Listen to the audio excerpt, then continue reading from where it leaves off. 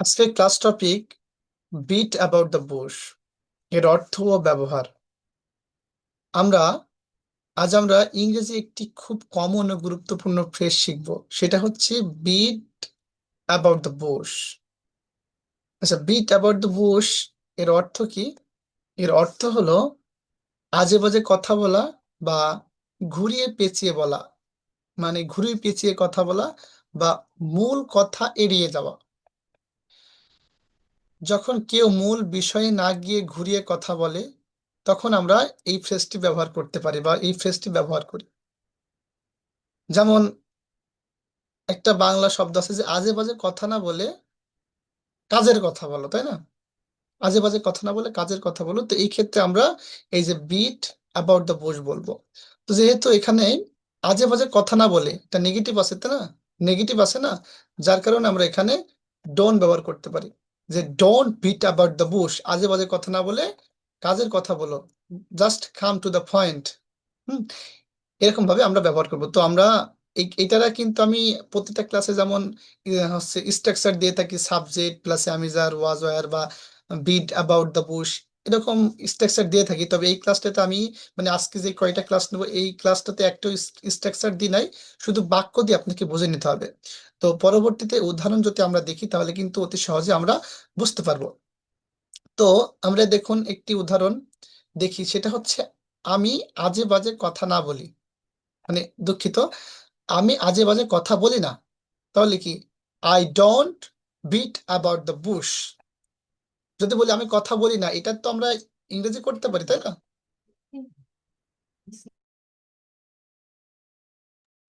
তাহলে এখানে যেন খেয়াল করুন যে এটা তো আমরা করতে পারি, তাই না? আমি কথা বলি না, আমি যাই না, আমি খাই না, এই ধরনের বাক্য আমরা খুব সহজেই কিন্তু মেক করতে পারি, তাই না? তো যার কারণে আমি ওই স্ট্রাকচার গুলো আপনাদের দিনে জাস্ট শুধু উদাহরণ দেখাচ্ছি যাতে আপনারা বুঝতে পারেন। অবশ্যই বুঝতে পারবেন কারণ আপনারা নতুন না, এখন বর্তমান আপনারা 19 নম্বর ক্লাসটা করছেন। তো যার কারণে আপনাদের এই ক্লাসগুলো খুবই সহজ হবে। তো দেখুন যে আমি আজে বাজে কথা বলি না, তাহলে কি I don't beat about the bush, right? নেক্সটটা দেখি যে আমরা ঘুরিয়ে কথা বলি না বা আমরা আজে বাজে কথা বলি না, যেটাই বলুন না কেন আমরা সেই একই ফ্রেজ ব্যবহার করব, কি বিট অ্যাবাউট দ্য বুশ। তো এখানে যেমন বলছে যে আমরা ঘুরিয়ে কথা বলি না, সেক্ষেত্রে আমরা বলবো we don't beat about the bush. ঠিক আছে? তো এখানে আরেকটা জিনিস খেয়াল করুন, তুমি আজে বাজে কথা বলো না, তাহলে কি একই ব্যাপার, you don't beat about the bush. হুম, বা সে ঘুরিয়ে কথা বলে, এখানে কিন্তু আমরা ডোন্ট ব্যবহার করব না। বা এখানে তো মানে ডোন্ট না, এখানে যদি বলতাম যে সে ঘুরিয়ে কথা বলে না, তাহলে আমরা ডাজেন্ট ব্যবহার করতাম, তাই না? তো যেহেতু এই বাক্যটা পজিটিভ আছে, আমরা ডোন্ট ডাজেন্ট ব্যবহার করব না, সেক্ষেত্রে আমরা হি বিটস অ্যাবাউট দ্য বুশ। আমরা জানি যে যখন বাংলা বাক্য মানে দুঃখিত, যখন হি সি ইট থাকে তারপরে যে ভার্বটা থাকে সেই ভার্বের সাথে আমরা এস বসে, যার কারণে এখানে বিটস আছে। ঠিক আছে? তাহলে এই বাক্যটা কি হচ্ছে, হি বিটস অ্যাবাউট দ্য বুশ, তাই না? তো যেমন দেখুন আরেকটা বাক্য আছে, সে ঘুরিয়ে কথা বলে না, তাহলে এখানে দেখেন Speak আমরা slowly, ডাজেন্টটা বসাইছি। please. Hello, hello. Hello. Speak slowly, please, because of there's a lots of guys that didn't understand. আচ্ছা ঠিক আছে, তাহলে আস্তে আস্তে বলতে হবে, তাই না? Thank you so much Pradeep Yes. দা। আচ্ছা দেখুন এখানে একটা বাক্য, সেটা হচ্ছে সে ঘুরিয়ে কথা বলে না, তাহলে কি বলে না, তাহলে এখানে আছে সি, আর সির সাথে যদি আমরা নেগেটিভ কোনো বাক্য লিখি তাহলে আমরা কি ব্যবহার করব, ডাজেন্ট, তাই না? তাহলে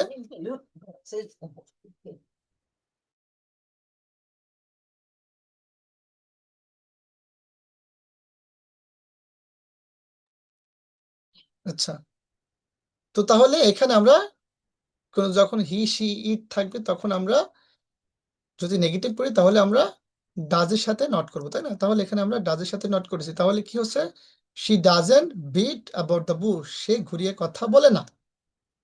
এখানে দেখুন যে তারা আজে বাজে কথা বলে না, তাহলে কি দে বিট অ্যাবাউট, দুঃখিত, তারা আজে বাজে কথা বলে, তাহলে কি the beat about the bush. Clear? আচ্ছা, যেমন দেখি আমার একটা উদাহরণ দিয়েছি যে কিরণ আজে বাজে কথা বলে না, তাহলে Kiran doesn't beat about the bush. তো এই বিট অ্যাবাউট দ্য বুশের কারোর কোনো সমস্যা আছে? If you have any problem so you can tell me, let's comment first. Thank you so much Shiuli দিদি। Thank you everybody. I want your response. Thank you. এরপরে যে টপিকটা শিখবো সেটা হচ্ছে দেয়ার ইজ, দেয়ার আর, বা দেয়ার ওয়াজ, বা দেয়ার ওয়ার। মানে কি এটার মানে কেমন অর্থে ব্যবহৃত হবে এটা, যে কোথায় কি আছে বা ছিল তা বোঝাতে ব্যবহার হয়। যেমন প্রথমে আমরা শিখবো দেয়ার ইজ এর উদাহরণ। মানে কোথাও কোনো কিছু একটা জিনিস আছে, যেমন এখানে একটা উদাহরণ, যেমন দেখেন যে একটা কিছু আছে, বেশি সংখ্যা নয় কিন্তু একটা। তো যেমন টেবিলে একটা বই আছে। প্রথমে কি বলেছিলাম যে কোথায় কি আছে বা ছিল এমন একটা বোঝাবে। তাহলে এই যে টেবিলে বই আছে, কোথায় আছে, টেবিলে বই আছে। তাহলে দেখুন টেবিলে একটা বই আছে, তাহলে কি হবে, there is a book on the table, on the table. তাহলে কি, এই যে দেয়ার ইজ এর ব্যবহারটা দেখছেন, ঠিক আছে। আমরা এখানে দেয়ার ইজ ব্যবহার করব। যেমন আরো একটা কথা বলি, যেমন ঘরে একজন মানুষ আছে, তাহলে there is a person in the room, there is a person in the room. এই ক্ষেত্রে আমরা হচ্ছে দেয়ার ইজ ব্যবহার করব যখন একটা কোনো বস্তু বা একটা কোনো ব্যক্তি বা একটা কোনো জিনিসকে বোঝাবে, তখন আমরা দেয়ার ইজ ব্যবহার করব। ক্লিয়ার? আচ্ছা, এবার দেখুন আমরা দেয়ার আর, দেয়ার আর কখন ব্যবহার করব, যখন একাধিক জিনিস আছে, একের একাধিক, বা পাঁচজন বা ছয়জন বা পাঁচটি জিনিস বা ছয়টি জিনিস আছে, তখন আমরা দেয়ার আর ব্যবহার করব। তো আমরা একটু উদাহরণ দেখি। যেমন ক্লাসে পাঁচজন ছাত্র আছে, তাহলে কি, there are 5 students in the class, there are 5 students in the class. আমি জানি না আপনাদের এইটা বুঝতে অসুবিধা হচ্ছে কিনা, কারণ আমি এটার কোনো স্ট্রাকচার লিখে নাই। তো অসুবিধা হলে বলবেন, দরকার হলে আমি এই ক্লাসটা অন্য আরেকদিন দেবো স্ট্রাকচার সহ। তো ক্লাস শেষ করি, যদি না বুঝতে পারেন আপনারা বলবেন যে স্ট্রাকচার সহ ক্লাসটা নিতে। আচ্ছা, এখানে একটা দেখুন যে রাস্তায় অনেক গাড়ি আছে, তাহলে এখানে অনেক মানে একের অধিক বোঝাচ্ছে, তাহলে আমরা কি বলবো, যে আরটা বোঝাবো, তাই না, দেয়ার আর বসাবো। এখানে একটা জিনিস খেয়াল করবেন, সেটা হচ্ছে কি কোথাও আছে বা কোথায় ছিল এরকম অর্থে কিন্তু এটা ব্যবহার হচ্ছে, তাই না। এই যে আছে অর্থে, সেখানে আছে, ওই পুকুরে আছে, মাঠে আছে, এরকম অর্থে কিন্তু আমরা এই দেয়ার আর ব্যবহার করবো বা দেয়ার ইজ ব্যবহার করব। তাহলে দেখুন যে রাস্তায় অনেক গাড়ি আছে, কোথায় গাড়ি আছে, রাস্তায় অনেক গাড়ি আছে, তাহলে কি হবে, there are many cars on the road. এবং আরেকটা বাক্য যেমন দেখেন, যে পুকুরে অনেক মাছ আছে, পুকুরে অনেক মাছ আছে, এই যে সে কি আছে, আছে। তাহলে কি, দেয়ার আর মেনি ফিশেস, কারণ ফিশের সাথে আমরা কি করছি, ইয়েসটা যোগ করছি। There are many fishes in the pond, right. আচ্ছা, তাহলে আমরা হচ্ছে আছে অর্থে বুঝলাম, তাই না। কোথায় আছে, যখন একটা জিনিস থাকবে তখন আমরা ইজ ব্যবহার করব, যখন একের অধিক জিনিস থাকবে তখন আমরা আর ব্যবহার করব। তো এখন আমরা ওয়াস এবং ওয়ার ব্যবহার করব। কি, ওয়াস এবং ওয়ার কখন ব্যবহার করব, যখন আগে একটা কিছু ছিল, মানে এক কথায় অতীতে যখন ঘটনা বলবো, যেমন যে টেবিল একটা কলম ছিল, এখন নেই, মানে ছিল অতীতে, তাই না। তাহলে আমরা দেয়ার ওয়াসটা ব্যবহার করব, তাই না। তাহলে দেখুন, there was a pen on the table, there was a pen on the table, এই ক্ষেত্রে আমরা দেয়ার ওয়াসটা ব্যবহার করব। ঘরে একজন মানুষ ছিল, তাহলে there was a man in the room, there was a man in the room, ঘরে একজন মানুষ ছিল। আচ্ছা, যখন একজনের কথা বোঝাবে তখন আমরা কি ওয়াজ ব্যবহার করব, হ্যাঁ। আর যখন হচ্ছে মানে যখন মানে আগে একাধিক জিনিস ছিল, মানে একের অধিক জিনিস ছিল, তখন আমরা ওয়ারটা ব্যবহার করব। সিঙ্গুলার প্লুরাল আপনারা বোঝেন, ঠিক আছে। তো দেখুন যে মাঠে অনেক ছেলে পিলে ছিল, বা মাঠে অনেক বাচ্চা ছিল, বা মাঠে অনেক শিশু ছিল। তো আমরা এখানে ব্যবহার করতে পারি there were many children in the field, there were, এখানে কি ব্যবহার করবো, দেয়ার ওয়ার কি, many children in the field. আচ্ছা, রাস্তায় অনেক গাড়ি ছিল, তখন আমরা কি ব্যবহার করব, অনেক গাড়ি, তাই না। তাহলে কি, দেয়ার মানে এখানে ছিল ব্যবহার হচ্ছে, তো যার কারণে আমরা কি ব্যবহার করছি, ওয়ারটা ব্যবহার করছি, দেয়ার ওয়ার। তাহলে কি আছে, there were a few cars on the road, রাস্তা অনেক গাড়ি ছিল। তো এই ছিল হচ্ছে আমাদের দেয়ার ইজ এবং মানে দেয়ার ইজ, দেয়ার আর এবং দেয়ার ওয়াজ এবং দেয়ার ওয়ার, এই টপিকটা ছিল। তো এখানে কারো সমস্যা আছে? যদি সমস্যা থেকে থাকে অবশ্যই হচ্ছে কমেন্ট করবেন। Let's first, if you have any problem, so let's comment. If you don't any problem, you have to also comment. Let's first comment করেন। সমস্যা আছে কোথায় আছে আনমিউট করে বলুন। ভাইয়া, ওই যে ফিউ বললেন, ফিউ কার্স, হ্যাঁ, তো এখানে মেনি কি দিলে বলতে, সমস্যা হবে? কি বলতে অনেকগুলো বোঝাচ্ছে, হ্যাঁ মানে কিছু বোঝাচ্ছে, হ্যাঁ, একের অধিক আচ্ছা, বোঝাচ্ছে কিন্তু, ফিউ এর হ্যাঁ। জায়গায় কি আমরা মেনি দিতে পারি তাই? As your wish, no problem. ও, ওকে ভাইয়া, ঠিক আছে। ওকে, থ্যাংক ইউ। মেনি দিলে এখানে দ্যাটস মিন অনেকগুলা, মানে ফিউ, ফিউ হচ্ছে অল্প কিছু, আর মেনি দিলে ফিউর থেকে বেশি কিছু। হুম হুম, এই যে ওকে, এখানে যেমন থ্যাংক ইউ আমরা ভাইয়া। ম্যানে ব্যবহার করছি, হ্যাঁ, ব্যাপার না। হুম। নেক্সট টপিকে যাব না, আর কোনো প্রবলেম আছে? দাদা, আমার একটা প্রশ্ন ছিল। যখন একটা হবে তখন আমরা ইজ ব্যবহার করতেছি বা ওয়াজ, যখন দুইটা হবে, দুই যখন থেকে শুরু হবে, দুই তিন চার পাঁচ, তখনই তো আমরা আর ওয়াজ ওয়ার ব্যবহার করব, তাই না? হ্যাঁ হ্যাঁ। তাহলে ঠিক আছে, মানে দুই থেকে শুরু করলেই আমরা আর বা ওয়ার ব্যবহার করব। হুম, ঠিক আছে, ঠিক আছে। তাহলে নেক্সট টপিক। ওকে, যান, নেক্সটে যান। আচ্ছা, নেক্সট টপিক আমরা এখন ব্যবহার করবো ইউজ টু। এই ইউজটাতে অনেকে কনফিউজ হয়ে যান, হ্যাঁ, তবে কনফিউজ আর হবেন না। এখন সম্পূর্ণ মানে ইউজ টুর ব্যবহারটা আগে সম্পূর্ণ শেষ করতে দেন, তাহলে আপনাদের কনফিউজটা দূর হয়ে যাবে। আচ্ছা, ইউজ টু কখন ব্যবহার হয়? অতীতের অভ্যাস বোঝাতে। ইউজ টু কখন ব্যবহার হয়? অতীতের অভ্যাস বোঝাতে। ইউজ টু অর্থ কি? যে আগে কোনো কাজ করতাম, অতীতে অভ্যাস ছিল, হুম, কিন্তু এখন সেই কাজটা আর করি না, এই ক্ষেত্রে আমরা ইউজ টু ব্যবহার করব। যেমন আমরা মেইন একটা এক্সাম্পল লিখেছি, সেটা হচ্ছে আমি ফুটবল খেলতাম, তখন আমরা ব্যবহার করব I use to play football. আমি আগে ফুটবল খেলতাম কিন্তু এখন আর ফুটবল খেলি না। ঠিক আছে, ক্লিয়ার এটা? এখানে আরো অনেক আছে, আর নিচের নিচের ক্লাসগুলো বিস্তারিত আলোচনা করি, তারপরে হয়তো বা অনেকেই ইয়ে করবেন। এটুকু তো বুঝতে পারছেন যে এই ক্ষেত্রে আমরা আগে খেলতাম কিন্তু এখন আর খেলি না, এই ক্ষেত্রে আমরা ইউজ টুটা ব্যবহার করব। ঠিক আছে, আচ্ছা, এখানে আরো কিছু উদাহরণ দেখি। সেটা হচ্ছে আমি সকালের মানে আমি সকালের হাঁটতে যেতাম, হ্যাঁ আমি সকালে হাঁটতে যেতাম, এটা একটু ভুল আছে স্পেলিং, আমি সকালে হাঁটতে যেতাম কিন্তু এখন আর যাই না, এই ক্ষেত্রে ব্যবহার করব I use to go two for a morning walk. আমি সকালে হাঁটতে যেতাম কিন্তু এখন আর যাই না। আমি দুধ খেতাম, তাহলে কি I use to drink milk, মানে এখানে পান করা হবে। ঠিক আছে, দুধ পান করতাম, যাই হোক যেটাই বলেন না কেন, তাহলে আমরা এখানে ইউজ টু ব্যবহার করব। আগে খেতাম এখন আর খাই না। আমরা একসাথে পড়তাম কিন্তু এখন আর পড়ি না, এরকম অর্থে আমরা ব্যবহার করব we use to study together. আমরা একসাথে পড়তাম কিন্তু এখন আর পড়ি না।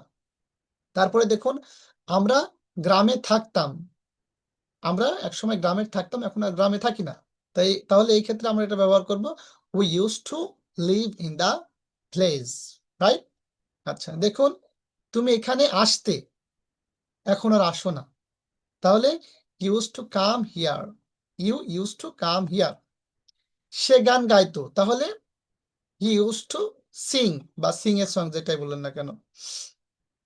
আচ্ছা, সে খেলাধুলা করতো, এখন আর সে খেলাধুলা করে না, তাহলে she use to play games. ঠিক আছে, এরকম ব্যবহার করতে পারি।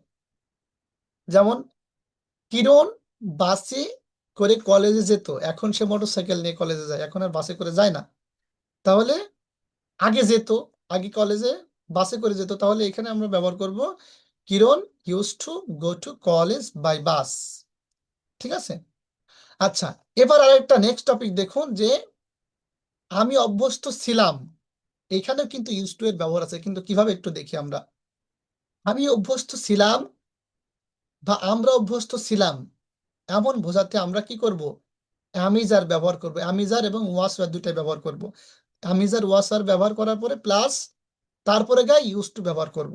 ঠিক আছে, এখানে যেমন আমরা ডাইরেক্টলি ইউজ টু ব্যবহার করছি, মানে আগে যে কাজটা করতাম এখন আর করি না, এই ক্ষেত্রে আমরা ইউজ টু ব্যবহার করছি। কিন্তু যখন বলবো যে আমি এই কাজটাতে, যেমন আমি এখানে একটা উদাহরণ দেখি যে আমি ফুটবল খেলা অভ্যস্ত, আমি ফুটবল খেলায় অভ্যস্ত, এই ক্ষেত্রে দেখুন আমরা কিন্তু আই অ্যাম ব্যবহার করছি। হ্যাঁ, I am use to play football.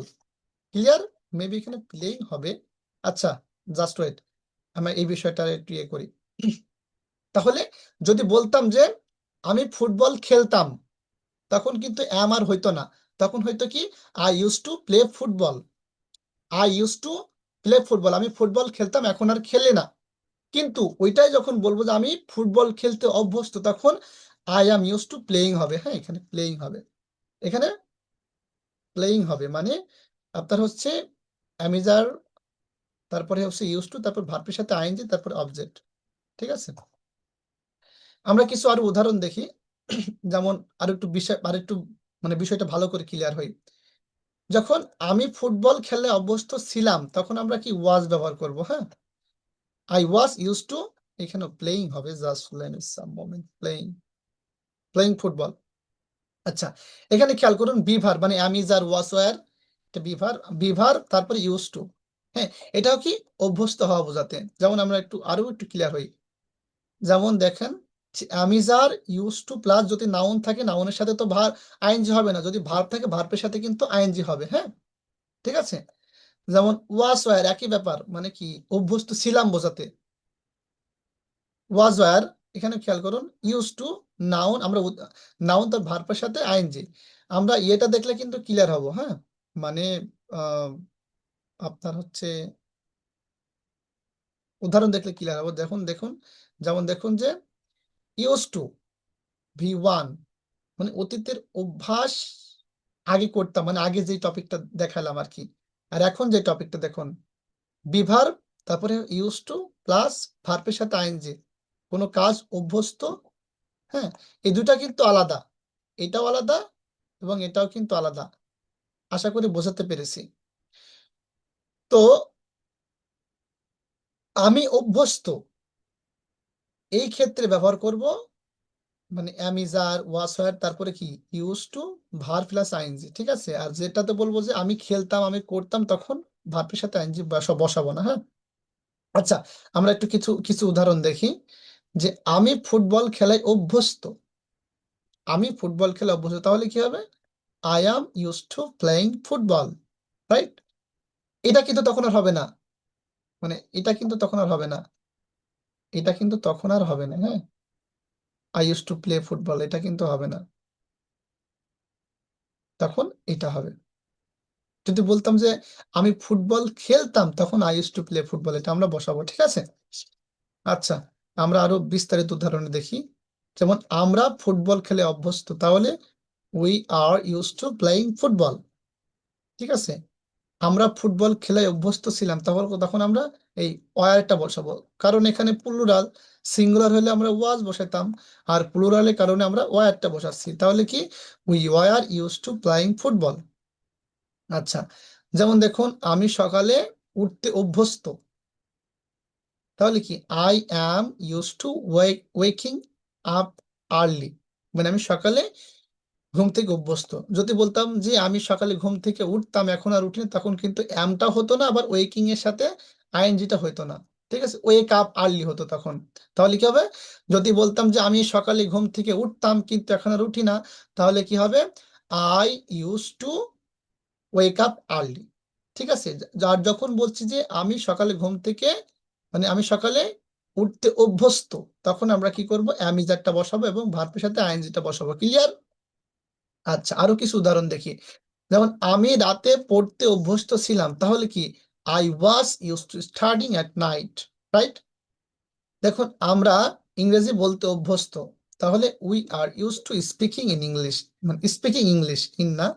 আচ্ছা, আমরা গ্রামের পরিবেশে থাকতে অভ্যস্ত ছিলাম, তাহলে কি we were use to living in the village. ঠিক আছে, আচ্ছা, সে ঠান্ডা আবহাওয়ায় থাকতে অভ্যস্ত, তাহলে he is use to staying in the cold weather, right? আরো কিছু উদাহরণ দেখি। সে অনেক হাঁটতে অভ্যস্ত ছিল, তাহলে হি ওয়াজ ইউজ টু ওয়াকিং লট। তাহলে আমরা আরো কিছু একটা উদাহরণ দেখি, সেটা হচ্ছে তারা বাসে ভ্রমণ করতে অভ্যস্ত, তাহলে they are use to travelling by bus. They are use to travelling by bus. তাহলে কখন হচ্ছে অভ্যস্ত ছিলাম, আর কখন ইউজ টু স্লিপিং, আচ্ছা, কখন হচ্ছে অভ্যস্ত ছিলাম আর কখন করতাম, এই বিষয়টা ক্লিয়ার? ইউজ টুর ব্যবহার যদি প্রশ্ন থাকে করতে পারেন। আজকের ক্লাস এ পর্যন্ত ছিল, সকলকে জানাচ্ছি ধন্যবাদ। ধন্যবাদ, বলার আগে স্টপ করে দিছেন।